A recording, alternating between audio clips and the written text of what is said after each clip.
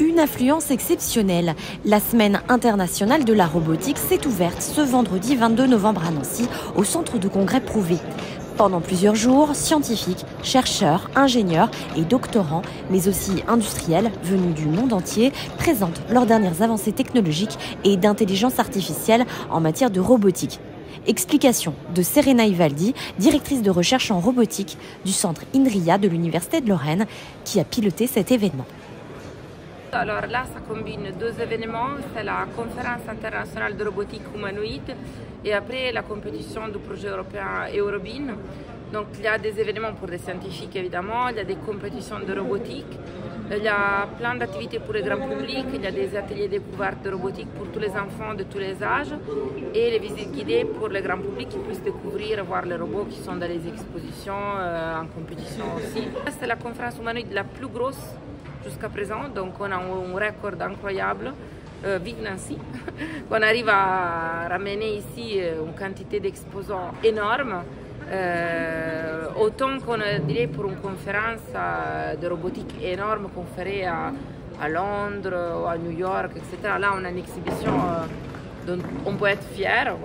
Au niveau de la compétition c'est super, il y a une quantité de robots jamais vus. Et l'effet de pouvoir l'ouvrir au grand public, c'est vraiment pour les approcher, montrer quelles sont les vraies avancées, pas ce qu'on trouve sur Internet, mais de voir dans la vraie vie.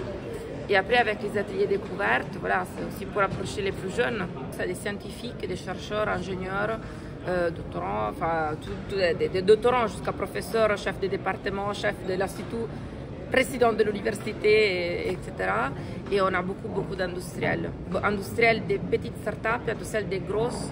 Il y a des gros noms inscrits, il y a Google, Nvidia, Tesla. Il y a des pépites françaises, donc il y a Wondercraft qui fait un exosquelette corps complet pour des paraplégiques et des handicapés. Après, il y a, parmi les Français, il y a Polar Robotics. Il y a aussi Enchanted Tools qui ont un robot mignon, un peu comme un jeu de...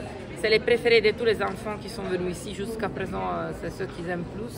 Après, bon, il y a les équipes de recherche, il y a quand même INRIA. Nous, on a ici avec les robots mobiles, enfin humanoïdes sous base mobile, parce que c'est pour la compétition.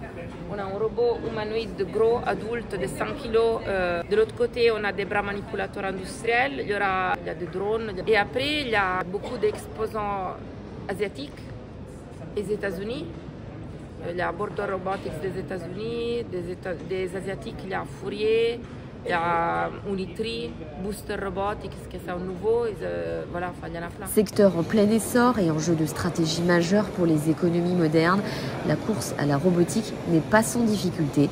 Si les États-Unis et la Chine dominent le marché mondial, l'Europe tente de se positionner comme un acteur clé.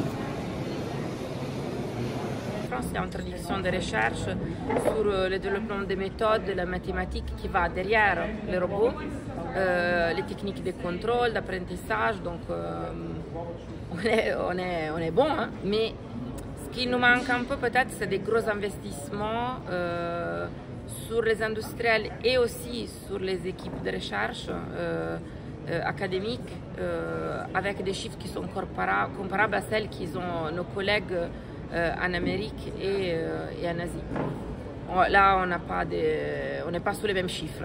Donc, c'est bien qu'il y a des startups qui ont réussi à lever des fonds, mais les grosses levées des fonds, quand même, ne viennent pas trop de l'Europe, hein, il faut dire. Donc, je pense que là, l'Europe, il faut que s'ils veulent vraiment qu'on soit en compétition au même niveau, il faut mettre de l'argent comparable à ce qu'ils mettent aux États-Unis. Aux États-Unis, n'importe quelle start-up là lève des centaines de millions d'euros.